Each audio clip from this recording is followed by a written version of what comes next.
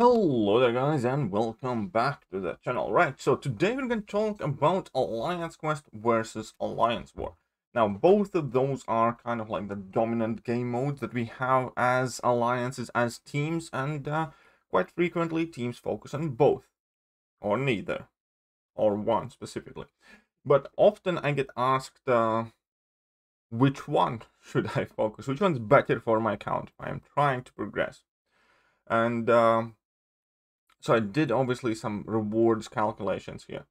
And disclaimer here is, even though I did use map 7 and basically the base from these stats, because obviously the rewards differ whether you're playing Alliance Quest map 5, whether you're playing Alliance Quest map 7, same as rewards differ whether you are tier 1, 2, 3, 4 in war, and where you finish in Platinum 1 or whichever. So I kind of took very strong alliance here as a default example. In both right and left side for Alliance Quest and Alliance War, I took basically as an average, let's say, a top 20 alliance. So spots 11 to 20. So basically alliance that plays tier 1 war and finishes somewhere at the bottom of Masters, versus alliance that does map 7 every single day of the week, all 3 battle groups, and does it with epic modifiers and finish somewhere in top 11 to 20 in Alliance Quest. Obviously, all these numbers will not exactly translate to the lower brackets, but I think they kind of correlate quite well and they scale down quite similar. So if this isn't exactly the range of alliance that you are in, because let's face it, majority of the people watching this video will not be in top 20 alliances, but the idea behind it should still remain pretty much the same. Right, so let's start with Alliance War first. So in Alliance War, I did take some liberties on assumptions, because obviously you get different set of rewards if you win a war opposing to when you lose a war.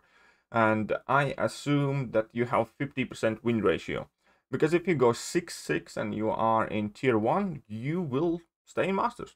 It's quite that simple.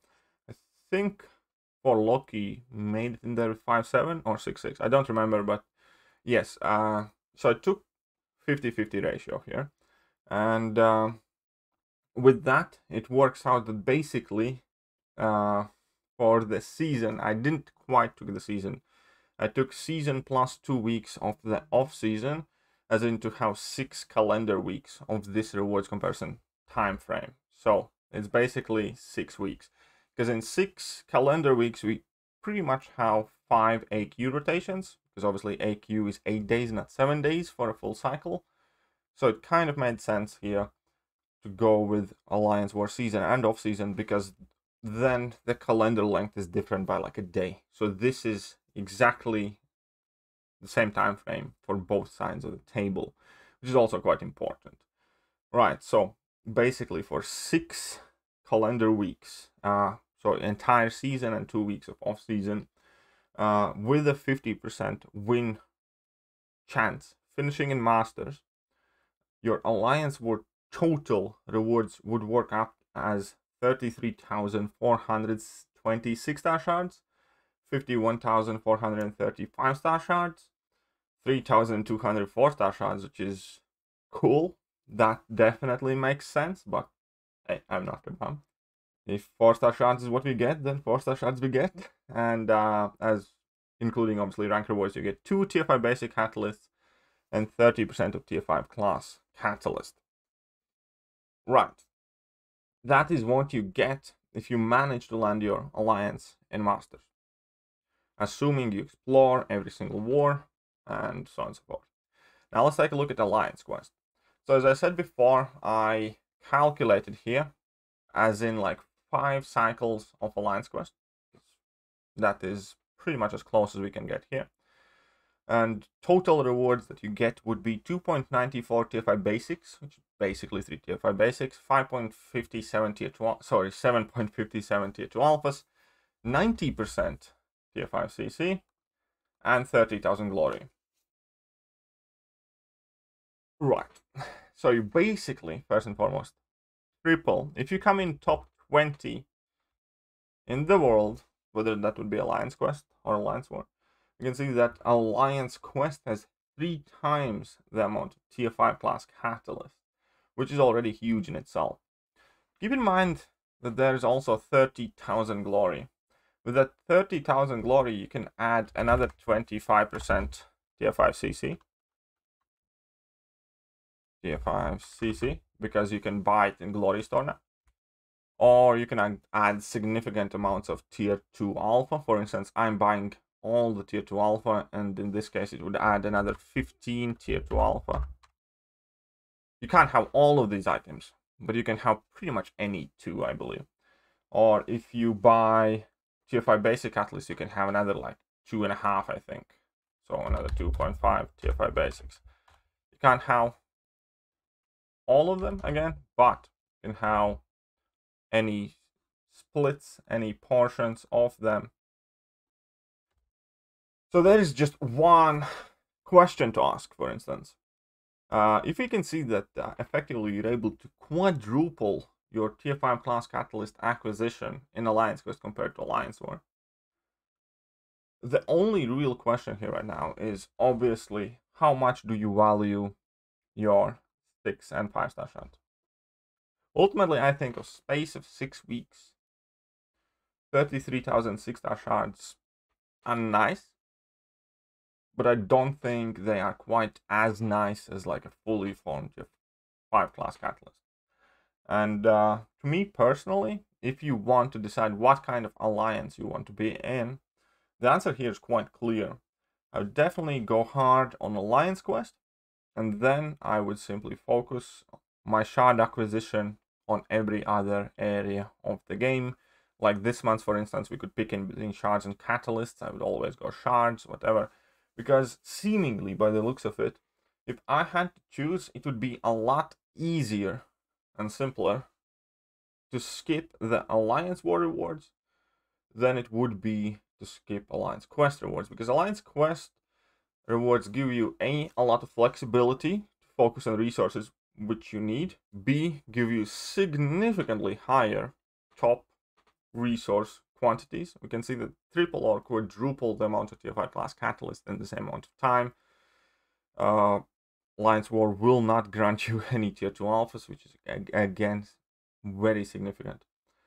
And then there is obviously the obvious difference of the game modes themselves. And Alliance War locks in 8 of your champions for significant amounts of time. Alliance Quest locks in 3 of your champions. So there's another thing where Alliance Quest kind of comes on top. Not to mention that it's cheaper, boost-wise, potion-wise, to get your Alliance Quest path done than it is to get your Alliance War path done to a level where you land in Masters. Now, there is the obvious question of the cost, because Alliance Quest Map 7 is not free, and that would definitely require you to, well, quite significant amounts for you in donations like gold and loyalty. So ideally, the solution here is to play Alliance War as casual as possible, because Alliance War gives you decent amount of loyalty, which you don't really need all that much if you're not focusing on Alliance War, because the biggest use of loyalty is the boosts and whatever we can find in loyalty store. So that will help you mitigate the quote-unquote map 7 cost. In addition, gold has always been an issue, but with the revamp of daily events, I think gold issue has kind of declined. Isolate issue is definitely still there, but I think gold is relatively easier to come by. But ultimately, again, obviously, these both are very, very different game modes, and you have to make your decisions. But to me, once again, it is quite obvious that Alliance Quest is miles ahead of Alliance War. Which Alliance Quest has had a lot of reward revamps. Alliance War has lagged behind. Even we can see 4-star shards in the individual war rewards in Tier 1 Alliance War. So to me, it definitely looks like Alliance War rewards are quite outdated compared to Alliance Quest. And I also think Alliance Quest rewards maintain a lot more value as you move down the bracket, versus Alliance War rewards significantly decline if you move in like Plat 3, Plat 2 territory. So if you like AQ top 90, you're gonna see even bigger difference versus Alliance War top 90, wherever that lands you.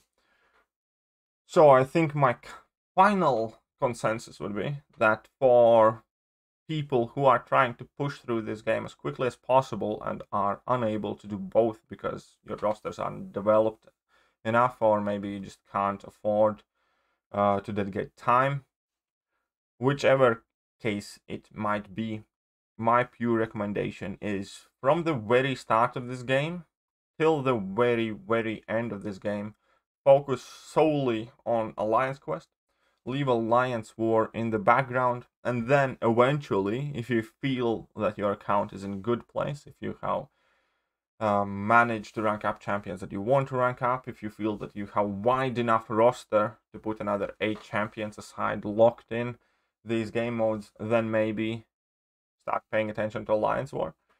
But I think I'm not alone in thinking that Alliance War is much more like an optional extra that I personally would not recommend any single alliance to focus on outside of if you're gunning for top 5 spots or something. An Alliance Quest is where I think any low, mid to relatively high alliance should focus on. Obviously, when it comes to it at the very end, at the top 10, top 20 positions, it is a lot about spending and whatever else. Anything below that, I think, is quite relatively available for grabs. And yeah, I definitely advise individuals, players, focus on Alliance Quest as well as Alliance leadership, to maybe take a step back from Alliance War and jump in Alliance Quest and push that harder. I think that is about it. That's my answer to the question. Who should you focus on, Alliance Quest or Alliance War? In my opinion, it quite definitely should be Alliance Quest. But that being said, I hope you guys enjoyed today's video. And if you did, hit that like button, hit that sub button, hit all the buttons. And I'm gonna catch you guys soon. See ya.